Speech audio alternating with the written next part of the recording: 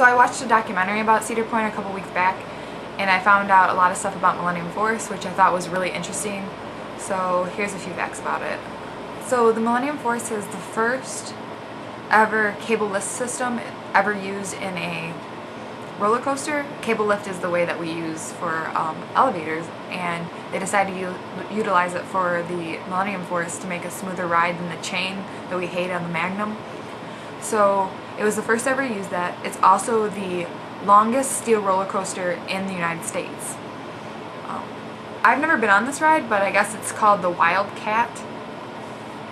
So the Wildcat at Cedar Point had an incident last year. On May 16th, 2008, one of the cars didn't go up all the way and it fell backwards, injuring 9 people, and 1 had to go to the hospital. So roller coasters are dangerous, even the Maverick. So it's supposed to open up on opening day 2007, but on May 8th, 2007, about 4 days before the scheduled release of the Maverick, they figured out when they were doing stress tests on the train that these heartline rolls, which are like these really rough turns after the second launch, would do a lot of wear and tear on the trains and ultimately be probably most unsafe for passengers because it would put too many G-forces on one person to make it just, I mean, it wouldn't kill you, but it'd be uncomfortable.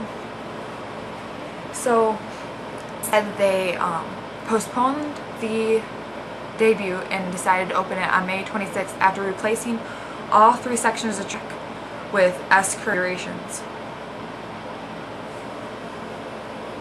The Raptor. So this ride is one of the infamous inverted coasters, which is arms are strapped in but legs are free flowing. And actually, just recently on July 6, 2009, one person said they felt faint after they rode the ride, so they closed down the ride for the entire day. So if you complain, I guess you can get a ride shot for you. So I was doing research on Cedar Point today, and I found out that actually most of our coasters were built not in the United States, or they were built by companies that were not from the United States. Most of them were built by a company in Switzerland and a couple companies in Germany, and I believe one is from the Netherlands.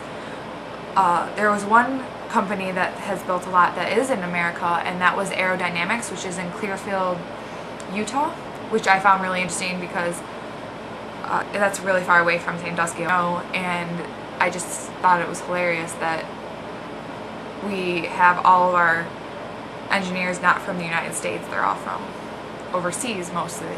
So yeah, that's a little tidbit that I think is interesting. These are the rides that I don't think I want to go on. I've been checking them out all week, and I know that you're probably going to say, you're a scaredy cat and blah blah blah, but I don't want to get sick. So these are the ones that I will save for last. Number 1, the Raptor. It has been infamous to my friends as this is the ride you're going to throw up on ride, and I really don't want to throw up right when I get there, so if we could save this ride for last, that'd be great. 2, I will not go on the Magnum ever again in my entire life. You cannot pay me to go on that ride, it gives me a headache.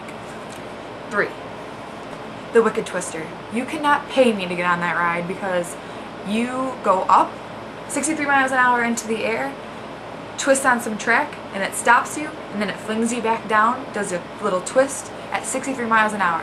I don't want to plummet into the earth at 63 miles an hour. No, thank you.